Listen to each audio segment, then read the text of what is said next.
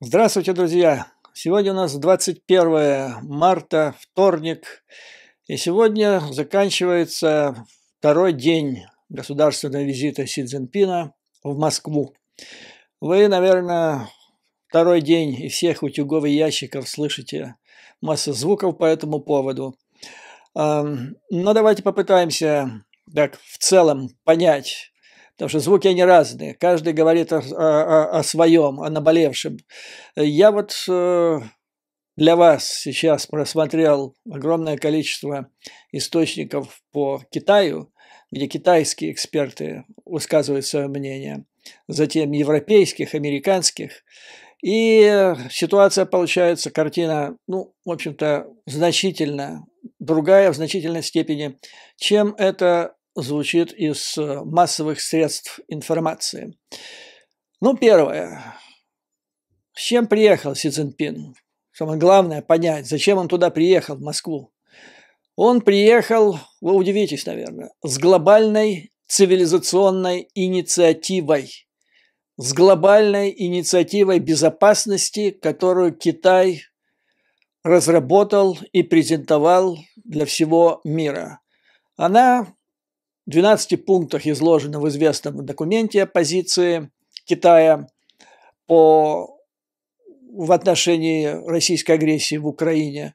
Но эта глобальная инициатива, она простирается гораздо дальше этого документа. То есть, еще раз, Си Цзиньпин приехал туда не укреплять нерушимое единство без границ со своим стратегическим якобы партнером Путиным.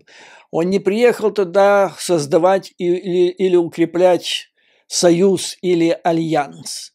Он приехал туда как миротворец. Вот наиболее так красочно, что ли, или наглядно это отразила китайская газета China Daily, официоз Компартии Китая, в своей статье по этому поводу, где был нарисован голубь мира с китайским разрезом глаз, у него ветвь такая мира, пальмовая, что ли, в клювике, и вот он взлетает над земным шаром. Это вот бэкграунд приезда товарища Си к товарищу Пу. Затем он приехал даже не к вассалу, он приехал даже не к младшему партнеру, он приехал к своему холопу, по большому счету, потому что вот величайшее достижение, в кавычках, разумеется, стратега всех времен и народов Путина за последний год состоит в том, что Россия сейчас делит первое и второе место, они соперничают друг с другом. С Северной Кореей в отношении того, кто из них более критически зависит от Китая. То есть считается, что они, то есть Северная Корея и Россия, примерно в одинаковой степени, то есть критически зависят от Китая во всем. Они без Китая не могут существовать. Это не вассалы. Вассал – это все-таки, ну, как пошло это со средних веков, это там рыцарь, граф, барон, герцог, у которого есть свой замок, свое имение, поместье, он самостоятельный человек, он сам по себе хозяин. Единственная его обязанность перед сюзереном – это прийти к нему по первому зову на помощь в случае войны. А здесь это, по сути дела, холоп, который не может жить без своего барина. И на меня произвело впечатление усилия на соловьиных пометах. Я обязательно зашел, естественно, нельзя же проигнорировать его в такой день. По телевизору один из ведущих кремлевских китаистов усердно доказывал, что мы не вассалы. Но если не вассалы, то что зачем так долго об этом рассказывать? А один из таких активнейших соловьинопометчиков, но на радио, сегодня рассказывал, тираду произносил в таком плане, что «а что с нас взять, сирых и убогих? Что с нас взять, голодранцев?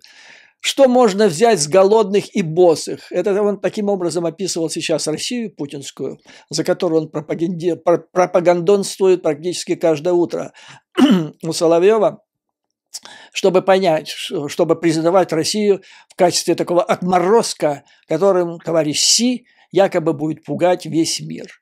Ну вот, таким образом, значит, вот это бэкграунд, на фоне которого происходит этот визит. Ну, давайте пройдемся, так сказать, вот основные составляющие этого бэкграунда. Экономика, торговля, экономические и другие связи. Значит, по оценке экспертов американской Rand Corporation, вот как я уже сказал, за прошедший год Россия превратилась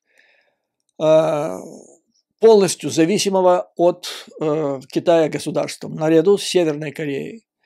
То есть она не может существовать без Китая.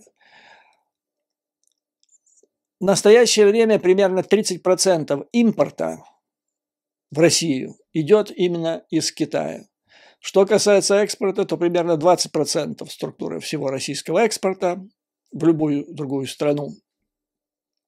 Значит, 20% идет в Китай. Из этих 20% 3/4 – это газ, нефть, уголь. Но причем за прошлый год, да, это пришлось подужаться в связи с введенными в декабре санкциями на российскую сырую нефть. Теперь, значит, в феврале месяце были введены санкции, эмбарго и потолок на нефтепродукты. И ожидается, что доходы от этой статьи российского экспорта значительно упадут. В общей сложности, то есть Россия вот в такой структуре, она не может существовать без Китая. Китай вполне может существовать, поскольку товарооборот торговой связи с Россией составляет примерно 5% в торговом балансе Китая. Это если можно сравнить в то время, когда торговля с Евросоюзом и Соединенными Штатами составляет примерно 3,6, вернее, это общая торговля Китая за прошлый год 3,6 триллиона долларов. Из них не менее 1,5 триллиона долларов приходится на Соединенные Штаты. И идет на первом месте это Евросоюз. Что касается инвестиций, как отмечается, значит, в тех же исследованиях Rand Corporation, Китай сделал вместе с Россией несколько инфраструктурных, достаточно мелких, они не стратегические, проектов на Дальнем Востоке. Это, собственно говоря, и все. Что касается инвестиций в программе «Единый путь», единый в общем, вы меня поняли, да, единый шелковый путь, то там инвестиции Китая в Россию в этом проекте практически равны нулю.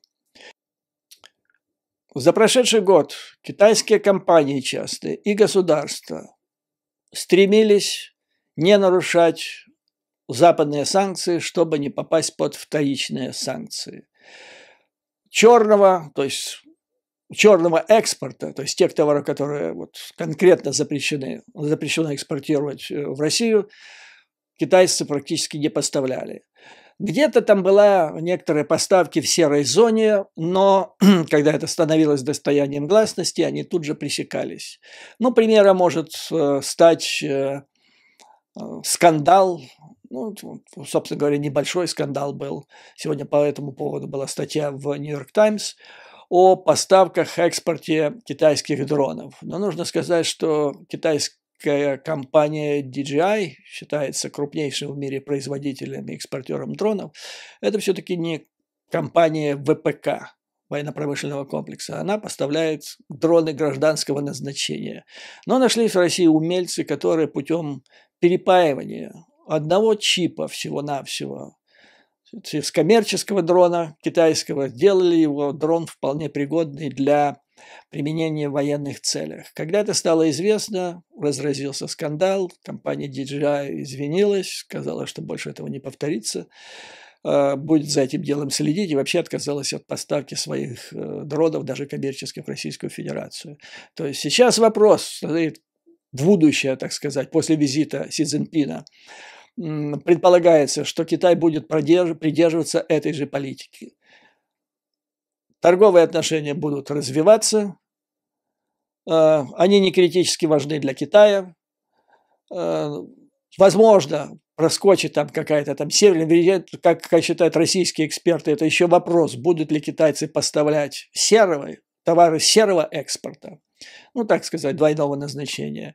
Ну и практически не надеются, что будут поставляться однозначно товары запрещенные. А к этому относится собственно говоря, все товары военного назначения и вся помощь по военному каналу, не говоря уже о летальной помощи. Поэтому опасения о том, что Китай вдруг сейчас начнет массированную поддержку военных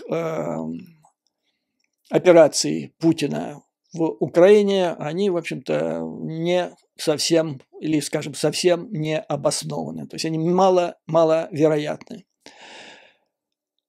В общем, ситуация такая, как мы с вами объяснили. То есть позиция Китая за прошлый год. Товарищ Си понял, что товарищ Пу холоп, лох, который попал сам загнался в безвыходную ситуацию, и теперь его можно трясти. Трясти, ну, извините за сленг, на бабки. Что Китай делает вместе с Индией? Но если Индия, как вы заметили, ее никто не критикует, то Китай критикует. Это Китаю совсем не нравится. Если сказать больше, вообще не нравится. Потому что, как отмечает китайский официоз, я повторяю, я считаю, для подготовки этого, значит, видео и вообще преддверии визита Си Цзиньпина в Москву, я читал в основном китайские официозы. Так вот, там пишут, что Китай больше не уважает Россию. Почему? Ну, потому что это страна холоп. Вот сейчас такая она превратилась, и уважения она не заслуживает. И прежде всего из-за Путина. Почему? Ну, потому что довел страну в такую ситуацию. Китай, он не против был в самом начале, чтобы Пу превратил, как он обещал, провел молниеносную за 3 дня или 1 неделю операцию в Украине, подчинил себе эту страну. Ну и все тогда, значит, НАТО ослаблено, Соединенные Штаты тоже, Китай, Россия царят на евроазиатском континенте. Не получилось. Теперь Китай попал.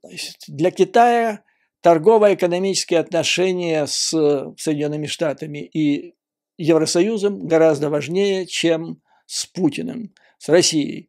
И вот то, что Китай получает по бросовым ценам нефть, газ, уголь, а по нефти Россия сейчас стала главным поставщиком, опередив в этой сфере Саудовскую Аравию. В Китай по трубопроводному газу тоже вышли на 1 место, по сжиженному газу на 4 месте. Все оно хорошо, Индия вообще ликует. Но для Китая это по большому счету мелочи, как я вам сказал. Все-таки более 50% из 3,6 триллиона долларов внешнеторгового оборота с Западом против каких-то 5% с Россией, это вещи просто несопоставимы. По результатам вот этого года прошедшего, так называемой ограниченной военной операции, нарушились цепочки в поставках комплектующих, в торговой сфере. Китай столкнулся с санкциями Соединенных Штатов в области поставок новейших технологий, и для Китая это стало неприемлемым. Тесные связи России, хотя и Китай, Си, Пу говорят о том, что их дружба двух стран, значит, не имеет границ, ничем не ограничена. На самом деле она ограничена опасением Китая, очевидным опасением, что какое-то сотрудничество и сближение с Путиным не должно переходить красную линию, за которой ухудшение китайских отношений с Соединенными Штатами и Европой становятся критическими и необратимыми. И это заставляет Китай вот делать то, что он делает сейчас. Сформулировать свою концепцию глобальной безопасности. Значит, вот вам, так сказать, краткий обзор экономических связей между двумя странами, на волне которых Си приехал к Пу. То есть, так, коротко говоря, это неплохо, конечно, пощипать на деньги лоха, но теряет Китай, начинает терять и может еще потерять гораздо больше в результате ухудшения отношений со странами Запада. Политические отношения. Соединенные Штаты в лице администрации Байдена нащупали самое уязвимое место Китая. Это союзы. За последний год Соединенные Штаты вместе с западными союзниками опутали Китай тем, что Китай сейчас называет НАТО-2. НАТО, которое якобы противостоит Китаю в Тихоокеанском регионе. Это тоже НАТО, которые вот корабли немецкие там, потом британские уже были под флагом, ну, не под флагом НАТО, а, так сказать, это было натовские проекты или заплывы этих кораблей границам Китая. Они были восприняты в Пекине как подключение НАТО к сдерживанию Китая в Юго-Восточной Азии, затем создание блока АКУС с подключением туда Австралии и с проектом создания и поставок в Австралию подводных лодок с атомным двигателем. Затем Квад, который существовал до администрации Байдена, но теперь он был значительно оживлен. Американцы создали альянс из крупнейших производителей микрочипов новейших, которые объявили не то что эмбарго, но обязались сократить поставки новейших самых передовых микрочипов в Китай. Все это Китай воспринял как угрозу, одну из сильнейших угроз для национальной безопасности страны, а противопоставить Китаю практически в плане союзов было нечего. Вот я считаю, это гениальный, если что-то останется в истории, воспоминания о том, что сделала нынешняя администрация Байдена, вот этот гениальный ход. Это восстановление практически разрушенных союзов Соединенных Штатов, которое имело место при администрации Трампа, восстановление и значительное их расширение, которое как дамокловым мечом нависло над Китаем. И в этой ситуации Китай, он был гол как сокол. И единственная страна, которая, как перезрелая гнилая груша упала к его ногам, это была путинская Россия. И Китаю некуда было деваться, как подобрать ее в качестве хоть какого-то баланса. Вот тому, назовем его так же, как назовет Китай, антикитайского НАТО, которое создала за последний год администрация Байдена. И тут опять, понимаете, это нельзя, тут нет какой-то такой ярко выраженной красной или черной черты между белым, черным. Тут приходится балансировать Китаю. С одной стороны, нужен этот баланс, противобаланс в виде путинской России, значит, в военно-политическом плане. С другой стороны, он не может становиться слишком тесным до такой степени, чтобы еще более ухудшать экономические, финансовые, технологические отношения между Китаем и Западом.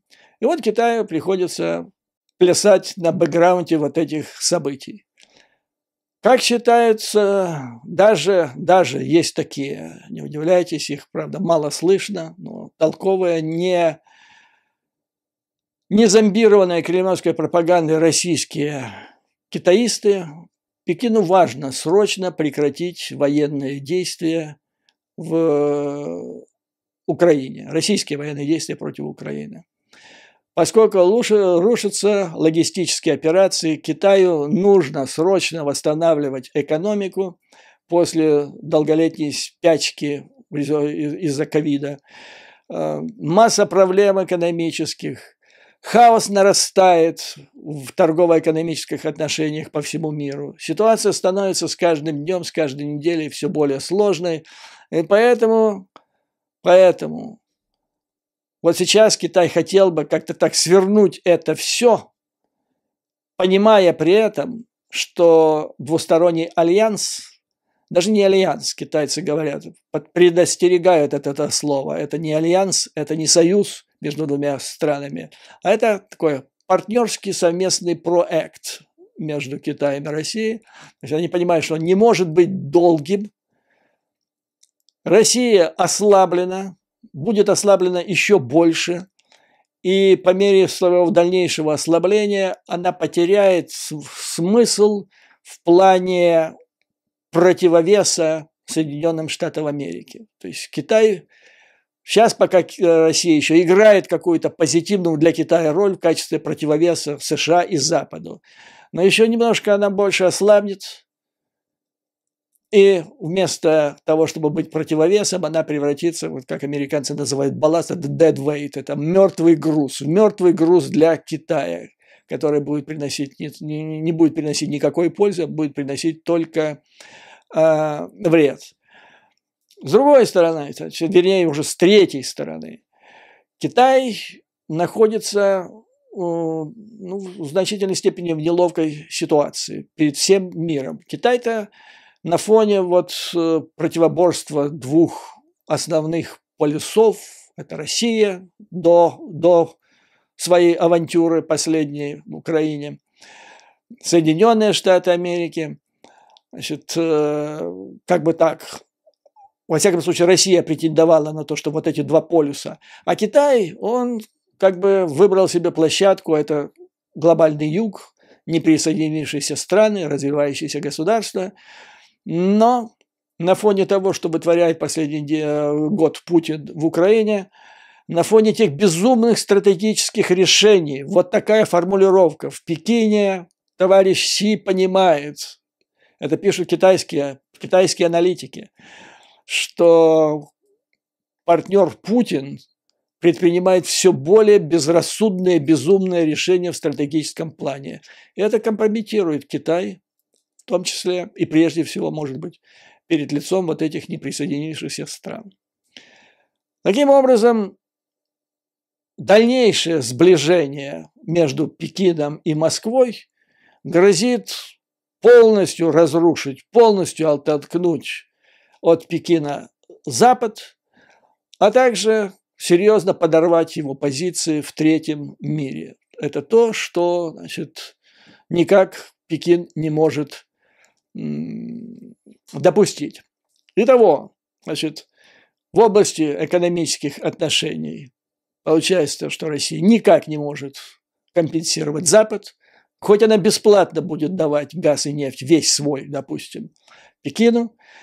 В военно-политическом плане, как попытка сбалансировать, как анти-НАТО, то есть Россия, Китай плюс Россия, это как бы анти-НАТО для этого НАТО, который Соединенные Штаты создают в Тихоокеанском регионе. Она тоже, ее роль весьма ограничена. И, наконец, возьмем военное сотрудничество, потому что о нем в последнее время много говорили, особенно выражая озабоченность о возможных поставках китайского летального оружия. Если, по сути дела, разобраться, а что же произошло в этом сотрудничестве за последний год, вернемся немножко раньше, до начала российской агрессии против Украины. Я считаю, что крупнейший сдвиг произошел в 2019 году, когда стало известно, об этом проболтался сам Путин на одной из пресс-конференций, Россия начала, то есть она раскрыла все карты, понимая свою растущую зависимость от Китая, даже до агрессии. Россия раскрыла все карты, выложила все свои секреты и она начала отдавать Китаю святое святых и даже помогать Китаю создавать систему противоракетной оборонной. Россия всегда, Советский Союз, потом Россия, российские правители были параноидально берегли всегда эти все секреты, боясь, что их нарушение приведет к их гибели. Но тут пришлось раскрыть и помочь. То есть, да, это серьезное событие в двусторонних военных отношениях. Россия помогала, и есть такие указания или намеки, что продолжает помогать китайцам создавать систему противоракетной обороны. В других сферах значение России для военно-технического сотрудничества с Китаем как-то угасло. Ну, помните, по-моему, в том же 2019 году Россия поставила Китаю истребители Су-35, а также системы Си-400 или С-400. Это был серьезный вклад в развитие, значит, российский вклад в развитие обороны Китая. И за эту акцию он тогда возглавлял, по-моему, он был в общем, Министерство обороны Китая, он тогда возглавлял департамент по военно-техническому сотрудничеству. Он произвел эти закупки, и за это его посадили на санкции американские. А теперь, вот где-то неделю назад, этот товарищ стал министром обороны Китая, по-прежнему находясь под американскими санкциями. Ну вот, собственно говоря, на этом большие блоки военно-технического сотрудничества между двумя странами, они, в общем-то, и закончились. России, в принципе, нечего давать Китаю, что было бы чрезвычайно ценно, кроме одной вещи, которую я вам расскажу чуть-чуть дальше. За прошедший год, как хвастается российская сторона, было проведено порядка 135 мероприятий в рамках двустороннего военно-технического сотрудничества, которые включают совместные учения на Ближнем Востоке, разрешение китайским кораблям военным заходить в порты Дальнего Востока, совместные учения на юге африканского континента, совместно с ЮАР и Россия, ЮАР и Китай, ну и недавние учения в Персидском, Оманском заливах с участием Ирана, Китая и Российской Федерации. Значит, их было в прошлом году 135, теперь Россия грозится, что будет 120 с чем-то там. И я очень подозреваю, что главное, что еще Россия может сделать, это продавать свои мозги. То есть свои новейшие разработки, которые они сами не способны воплотить в жизнь по причинам разрушенного промышленной базы, по причине неадекватности предприятий российского ВПК, то есть мозги значительно опережают или опережали реальные возможности воплотить эти идеи в жизнь. А китайцы с гораздо более серьезной, фундаментальной научно-прикладной базой, у них есть возможность для того, чтобы запустить это, так сказать, в жизнь. И вот совсем недавно, в январе этого года, произошло событие, которое, заставило вздрогнуть некоторых влиятельных людей в Соединенных Штатах Америки. На Гавайских островах есть, по-моему, на острове Мауи, есть обсерватория, одна из крупнейших. И там работает международная команда, которая включает в себя и ученых из Японии. И вот в январе месяца этого года именно японцы обнаружили, вдруг начали появляться лазерные лучи оттуда, из небесного пространства, и они были направлены на горные гряды этих кораблей, островов гавайских, а также их заметили в районе базы Перл-Харбор. Есть такой американский специалист Рик Фишер, который работает в Международном центре исследований и оценок.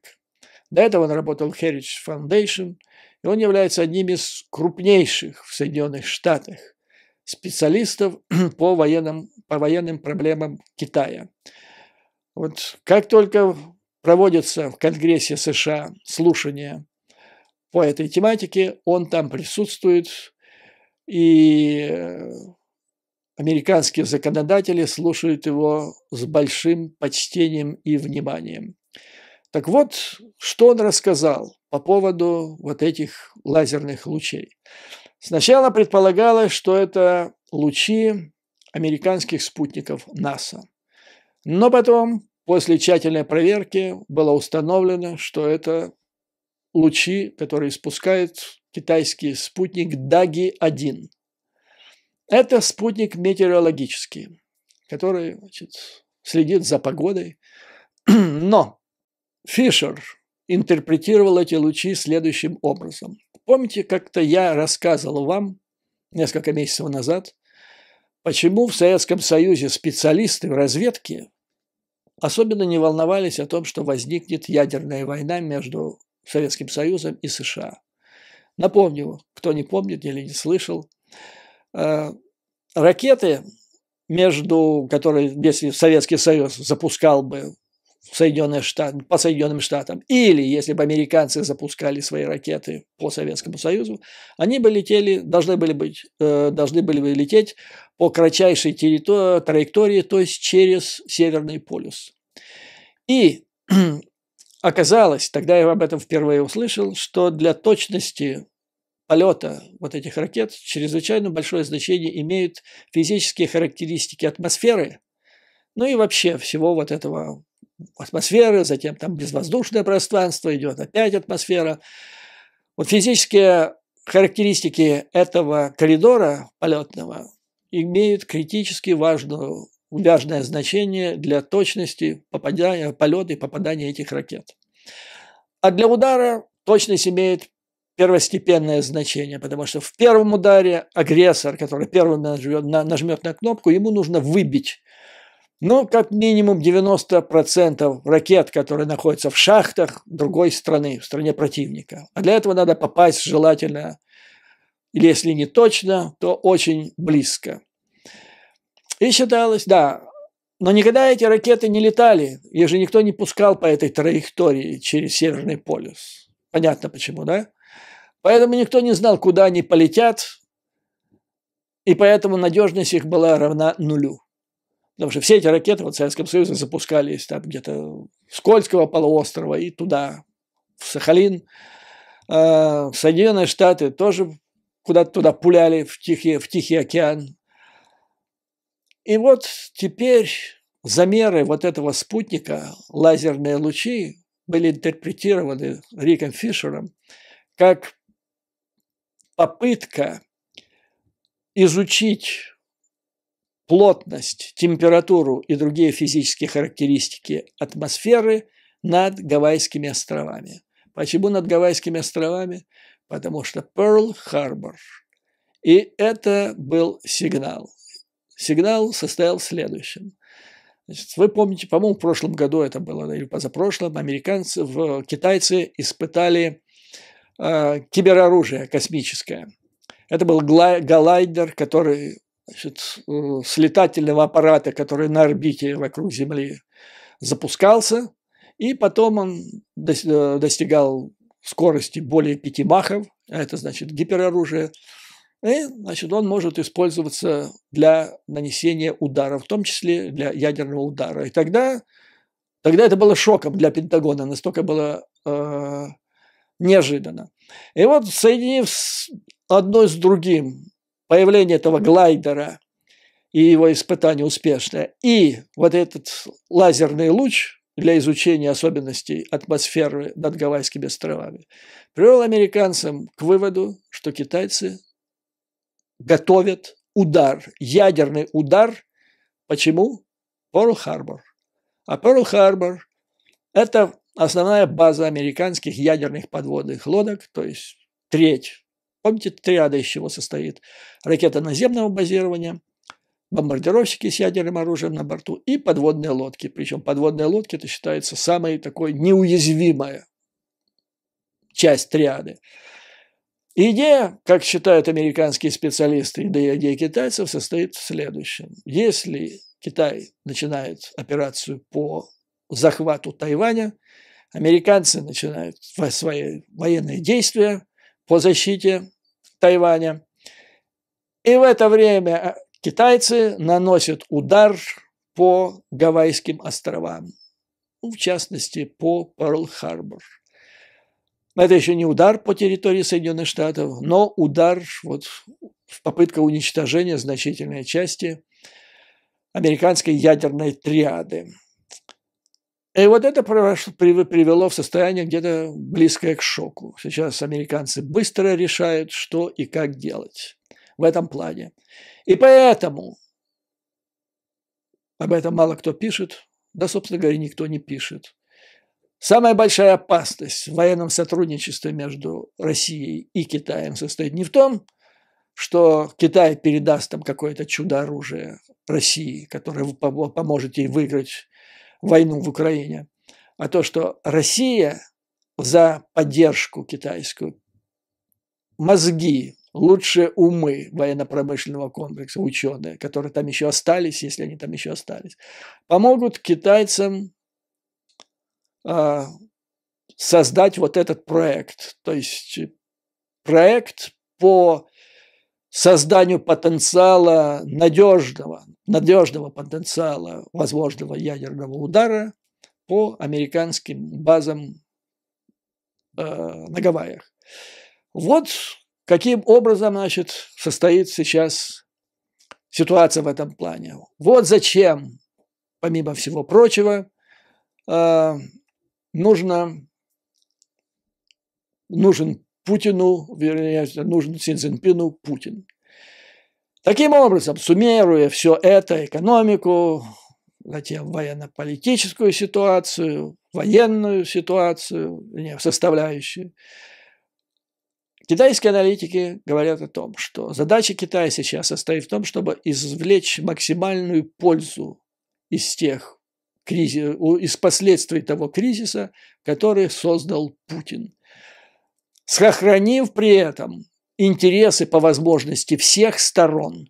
То есть Китай не намерен стать твердо на сторону Путина и начать там на следующей неделе массовые поставки артиллерийских снарядов или дронов там, или чего-нибудь еще, что могло бы изменить коренным образом положение на фронтах Украины. И вместо этого, учитывая все сказанное, Китай сформулировал глобальную цивилизационную инициативу или глобальную инициативу безопасности, в основе которой лежит вот этот план из 12 пунктов. И вот что пишет китайская газета China Daily по итогам первого дня переговоров вчера. Си подчеркнул, что в вопросе Украины звучат голоса за мир и рациональность. Он подчеркнул, что большинство стран поддерживает ослабление напряженности и выступает за мирные переговоры. Вот этот документ из 12 пунктов свидетельствует о том, что Китай выступает за политическое урегулирование. И Китай будет продолжать играть конструктивную роль в содействии политическому урегулированию вопроса о Украине. Сегодня, буквально вот за 10 минут до начала этого эфира, посмотрел, чем закончились сегодня переговоры между Пуси по украинскому вопросу. И я не заметил там радости со стороны Пу, да и со стороны Си. То есть, как прогнозировали китайские специалисты, товарищ Си наверняка изложил товарищу Пу, что надо как-то так сворачивать шарманку, по большому счету. Как это делать, это уже второй вопрос. Но они не обсуждали вопросы, не должны были обсуждать вопрос о укреплении военного сотрудничества, которое даст Путину новые силы в войне против Украины. И Пу сказал, согласно китайским источникам, что Россия внимательно изучила позиционный документ Китая, а сегодня, значит, он сообщил буквально по окончанию переговоров о том, что этот план китайский может в будущем лечь в основу мирного урегулирования в Украине. А Песков, известный балабол Путина, сказал, что в ходе переговоров обе стороны услышали друг друга. Но мы же понимаем, да, что это значит. Это значит, что прослушали, но ни одна из сторон не почувствовала радости от того, что она услышала в ходе этих переговоров. Вместе с тем, российская сторона отметила, что Россия приветствует конструктивную роль Китая в этом вопросе. И главное, услышали, сказали, что когда-то может это быть использован, этот план, но приветствовала. То есть все хорошо, да? Что это дает Китаю вот в ближайшей перспективе? Россия, не взяв на себя никакие обязательства, она не присоединяется к этому плану, не берется урегулировать на основе вот этих 12 пунктов. Что-то Путину там не понравилось. Вот эта идея о том, что с учетом, там самый главный рашинский посыл, что нужно урегулировать ситуацию в Украине с учетом сложившихся реалий. Судя по всему, Путин не услышал одобрения со стороны товарища Си. Поэтому в этой ситуации Китай и дальше будет продолжать раскручивать этот план. Он будет его протаскивать через Организацию Объединенных Наций, которая сейчас для Китая является главной платформой, где Китай впаривает свои идеи, свой мирный план глобальной безопасности для так называемого глобального юга. Китай теперь миротворец. Он балансирует теперь между Россией с одной стороны, Западом и Украиной с другой стороны. Это объективный голубь мира. Что делать Украине в этой ситуации? Значит, я уже услышал. Во-первых, Соединенные Штаты устами Блинкена вчера заявили о том, что этот план неприемлем, потому что, он говорил в узком смысле, что прекращение огня без вывода войск неприемлемо, поскольку это дает передышку Путину. Все это правильно. Но я бы посмотрел этот вопрос в более широком плане. А я думаю, я убежден, что Украине не надо так вот сразу отвергать весь план. Потому что над этим планом работали лучшие умы внешней политики Китая. Там есть масса научно-исследовательских институтов, фабрик мысли, где убеленные сединами ученые, китайские ученые, изучают до очень большой глубины каждый вопрос. Вот они работали над всем этим. Я думаю, что Украине, да и ее союзникам, нужно использовать вот этот же план, эту глобальную инициативу Китая для дискредитации китайского союзника в лице Путина. А именно, то есть не надо сходу отвергать этот план, потому что именно это и нужно Пуси. Именно это. Вот если Украина скажет, кстати, уже высказался по этому поводу Подоляк, по-моему, вот это самое страшное. Я считаю, что одна из проблем, головных болей Украины – это высказывание неуполномоченных на это в должном смысле слова, то есть не по закону, не по традициям политическим. Вот эти люди, которые сейчас со стороны офиса Ермака высказываются по самым важным внешнеполитическим вопросам, они не имеют права этого делать. Для этого у них нет ни опыта работы, ни образования, а высказывания, то есть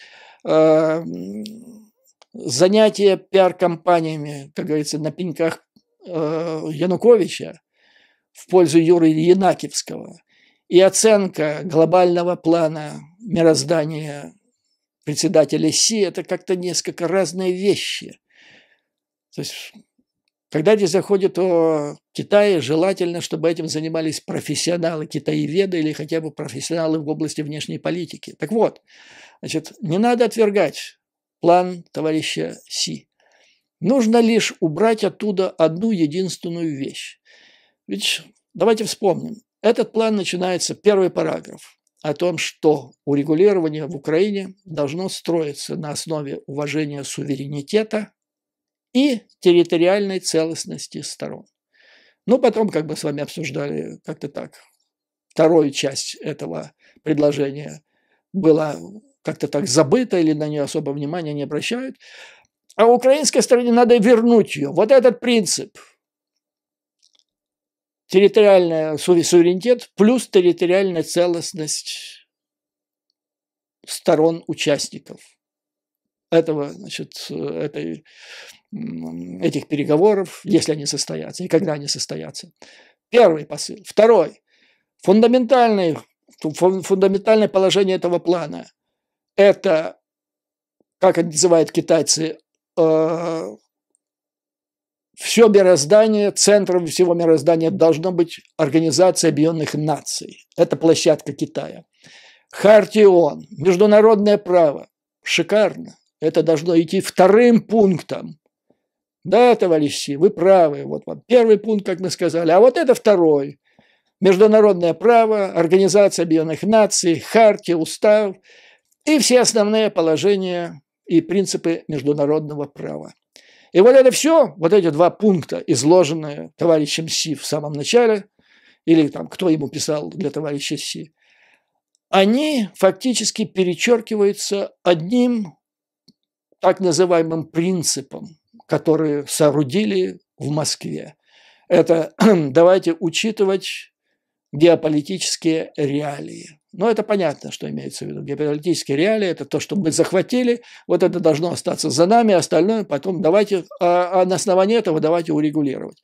Так вот эти первые два пункта, изложенные у китайскими товарищами, они перечеркиваются вот тем, что хотят втащить формулу переговоров из Москвы. И это никоим образом нельзя делать, потому что вот эта формула признания геополитических реалий, это форма бандита просто. Это форма бандитизма в международных отношениях, когда одна страна вторгается на территорию другой, убивает десятки тысяч людей, стирает с лица земли города, совершает военные преступления, растоптав ООН, основные принципы международного права, соответствующие самой конвенции и другие международно-правовые документы. И то есть то, что предложит товарищ Пу, фактически полностью перечеркивает инициативу товарища Си. Вот так бы я это и сформулировал на международной арене. То есть, господин председатель, президент Си Цзиньпин, у вас прекрасный план. Так давайте же действовать на основании вот этого плана. Суверенитет, территориальная целостность, ООН, международное право. Все замечательно. Но вы же понимаете, что ваш союзник, товарищ Пу, нагло, цинично перечеркивает то, что вы все написали, своим бандитским термином, тезисом о необходимости учитывать геополитические реалии, то есть плоды военных преступлений, которые он совершил. И тогда Украина, ее союзники и Китай, они оказываются в одной лодке, а холоп товарища Си, отверженный уже после получения ордера Международного уголовного суда, он является во всем этом изгоем. И таким образом товарищ Си, будучи пойманным за руку, понимаете, Си попадает в капкан. Он выступил с этим документом. Это глобальная инициатива его. Это апофеоз сейчас. Китай хочет превратить в апофеоз своей, так сказать, международной инициативы. Это основа теперь его политики и позиции во всем мире. И получается тогда, что единственная виновная сторона, которая подрывает эту инициативу товарища Си, это его холоп Пу. И таким образом, значит, и тот, и другой оказывается пойманным в капкан, ну и со всеми вытекающими последствиями. Вот на этом, дорогие друзья, я хотел бы закончить это видео. Будем наблюдать дальше, что произойдет. И будем надеяться, что все это так или иначе будет на благо Украине. Потому что добро, мир вообще по большому счету, вообще жизнь, она гармонична. Вся Вселенная, как доказали ученые неоднократно, это один большой компьютер тончайшей настройки, в котором все сбалансировано. И то, что Вселенная до сих пор существует, свидетельствует о том, что позитивное начало всегда превалирует над силами разрушения и зла. Поэтому, как всегда, слава Украине, слава ее вооруженным силам, враг будет разгромлен, победа будет за нами. Мордор – это страна Холопия, государство, пардон, не страна, государство под названием Холопия будет разрушено. А вам, дорогие друзья, как всегда, желаю мужества, выдержки и твердой уверенности, что победа будет за нами. До новых скорых встреч!